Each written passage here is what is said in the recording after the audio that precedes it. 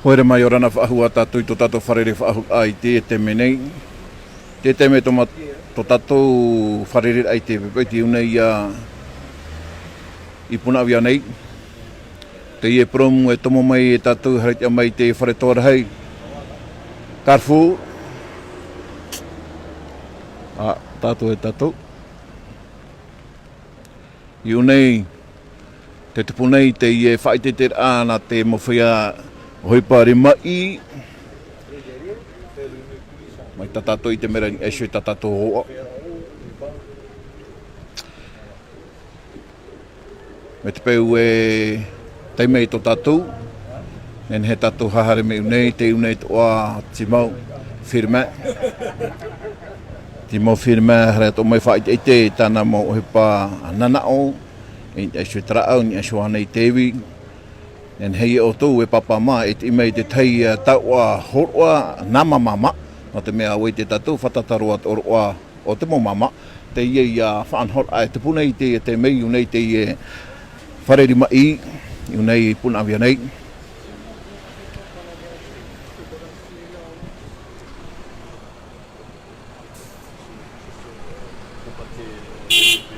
De chercher quelque chose.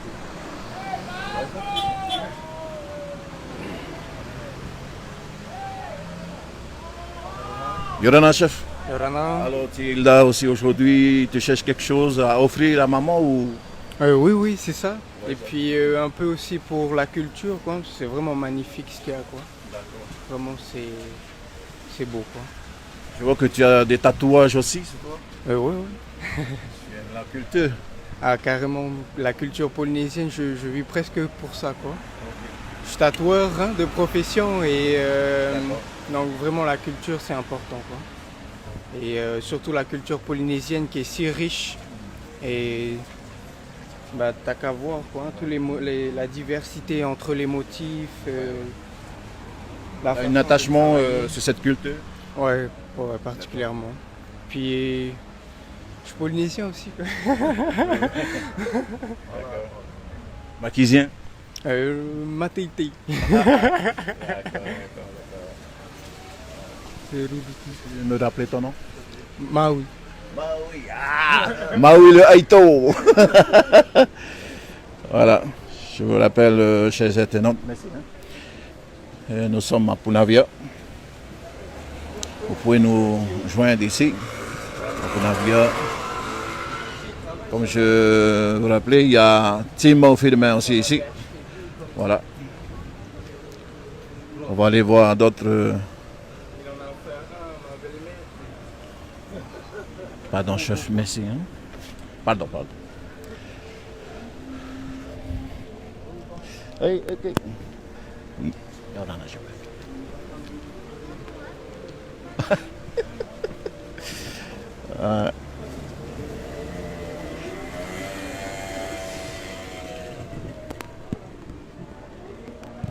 Voilà, ici vous pouvez voir des monoïs. Voilà. Et wawari. Pardon. J'ai pas fait.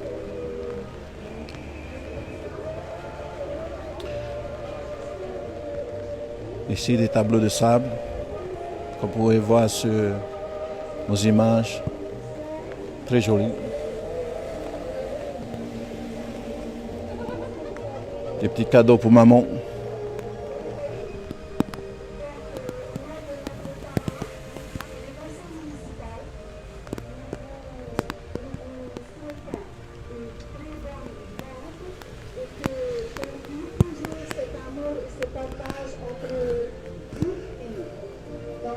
Merci encore d'avoir fait confiance à toute l'équipe et que maintenant on est là tous pour travailler main dans la main et que cette année soit une année de grâce, de paix et d'amour. Donc merci à vous tous et fight to it.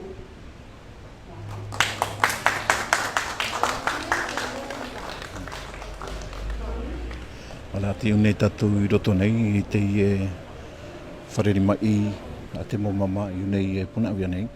Nen hia tatu e hahare mai e hi ori i te moto hi atara tu e ora e te tira te i no te whai te tira e te pure i nei no te i hoai oroa te mo mama e whatata mai da i mo i tatone.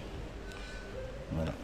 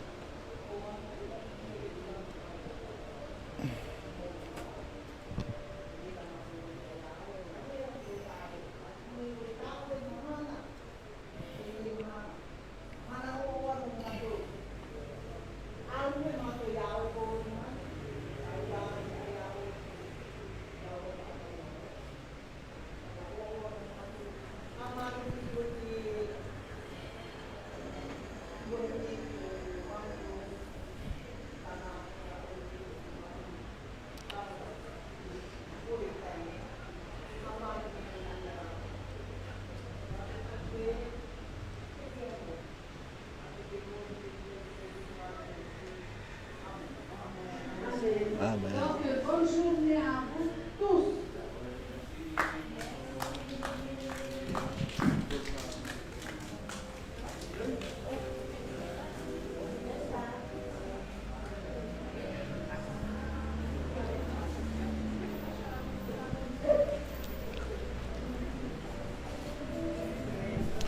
On va aller voir notre Tavana Marie-Rose. Yorana Tavana Marie-Rose, elle a un petit mot sur cette ouverture de ce... Alors, d'abord, bonjour à Haiti FM, bonjour à toute la population de Punawia. Aujourd'hui, je suis fière et honorée de faire l'ouverture de l'exposition pour la fête des mères. Et donc, c'est vrai qu'après 2 mois de confinement, on espère vraiment le meilleur pour ces mamans. Donc, avec Tavana et le conseil municipal, on leur souhaite vraiment une très bonne journée et que cette année soit une année de bonheur, de partage et d'amour pour tout le monde. Et je souhaite une très bonne fête des mères à toutes les mamans. Merci Tavana. Merci Tavana. Ali.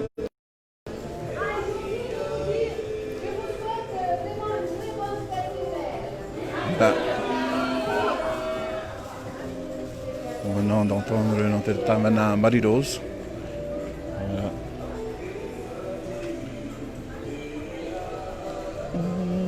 Voilà, il y a vraiment de très belles choses à voir ici. Alors venez voir ces mamans ici à Punawia.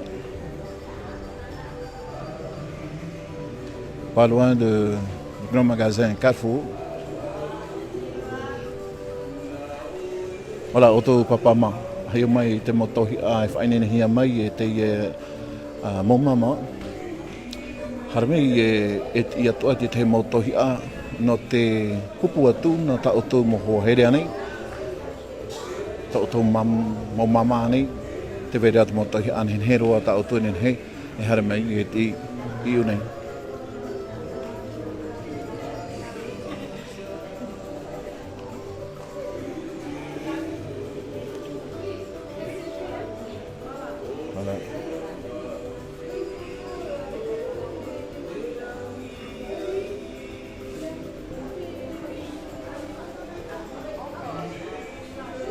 Ala noria hoere mā.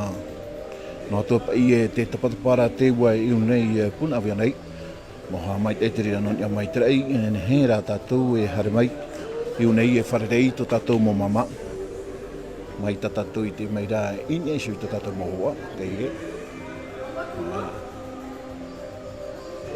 Ala. Patapatari i te him aho hoa. Ala. Tēnā. Te ia. Hei o mai nā tenen he o te ie motohi a whanen he no o tō me mamama. Ai tui ki tā paruti a papa mahana mea i te tei tohi a nā o tō.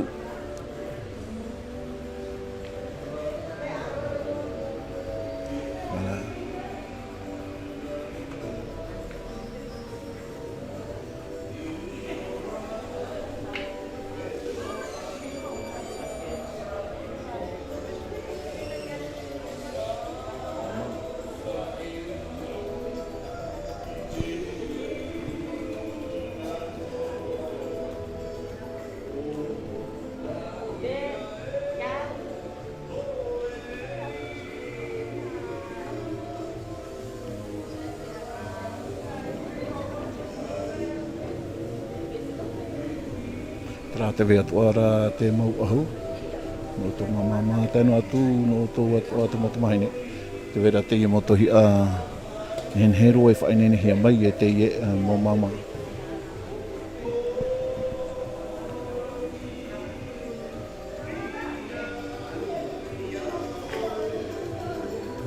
Patapatano atua i te ie mo hoa, no tō e papama. He o tō e harero mai iu nei, te whahamana atoro e tātou te iu nei tātou i te ure no punawia nei. Ia tipu mai tātou i hare mai e te i wharetoara hei kafu, te te ria noa o tō e haratu, nā rira hare mai.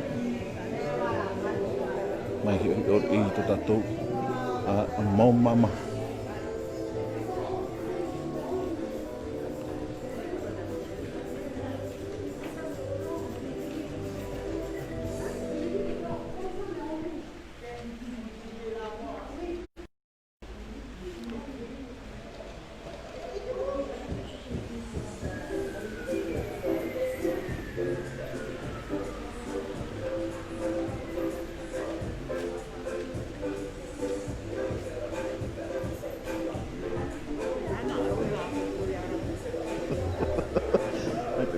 Iti te mana ale e mota.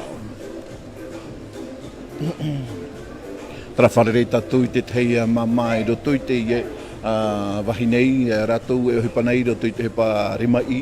Mai ta tātou e te mera ni eisho i te amna nā te ie mama. Ta tātou e anira i tōna i oa. I orana mama. I orana. Uo Mami Claire. Mami Claire.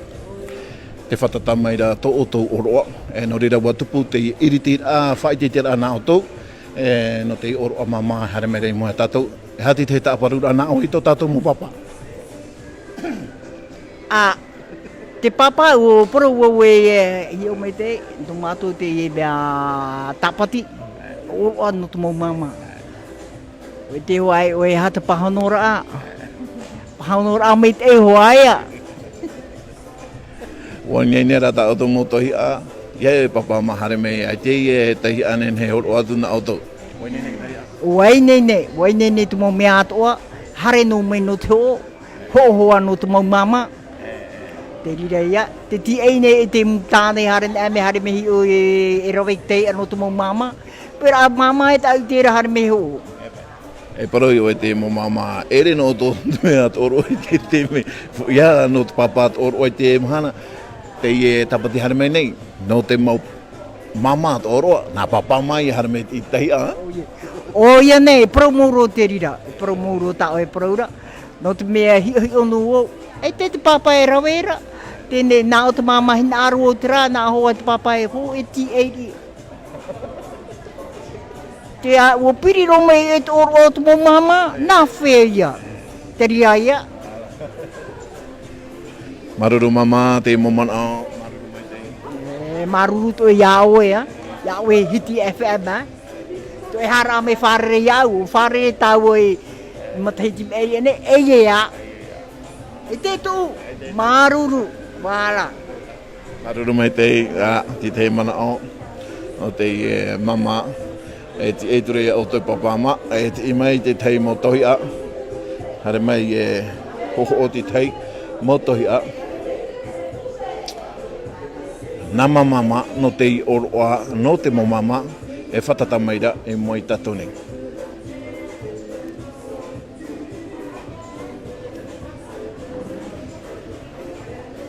Hare tatou i o aira pa mai. Bonjour tout le monde. Les exposants, le buffet est ouvert. Normal. Le buffet est ouvert. Hai te tēnu atu e tatou, hei o mai. Te topara te ua i unei punawia nei, huru whiwhi i tō tō tāwini hare atu e patapata nā wana rapa. Hare no ara, hare no tātou. Rana, wara.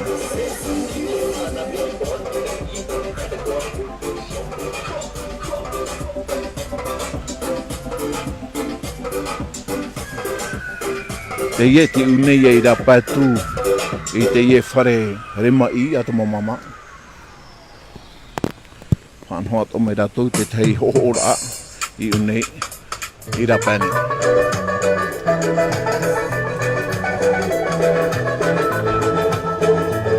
Ke vera te hau no tau e mamama.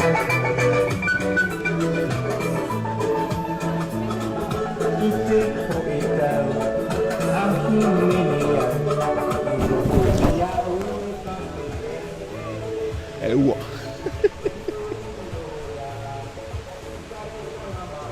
Hea mai te mau e te whainene hea mai e te mo mama te te ratatu e te nhenhe o te mau e te ato e whaane hea mai e te mo mama no rira papa mama e te peu e aita tatu e papu mai te ere e ha te mo tohi ata o tohi narura e pupu atu nā to mo me tō hene anei a rano to mo hoa no hene te ia te tei a mau e te ta o tō e nenhe e hare mai e ti unei Mama.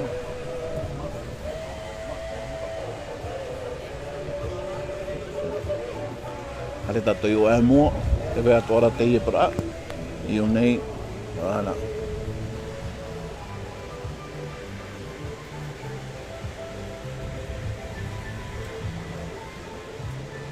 Voilà, le papa y a tout pour pouvoir offrir pour vos mamans, ou pour vos dames. Elles sont prêtes pour vous accueillir ici, à Punavia.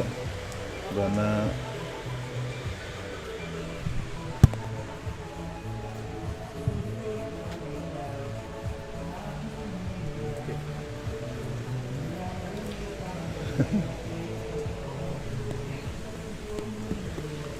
Voilà.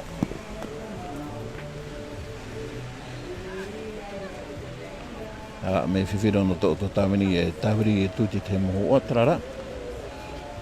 Nā te mea te wera pa ia te ie ua e tapatapa nei unei. A tira pa ia. Whāri no tātou i te rira.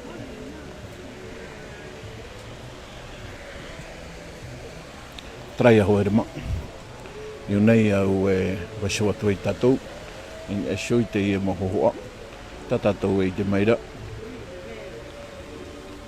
Voilà, je vous rappelle encore, chers internautes, nous sommes à Punavia avec nos artisans, nos mamas.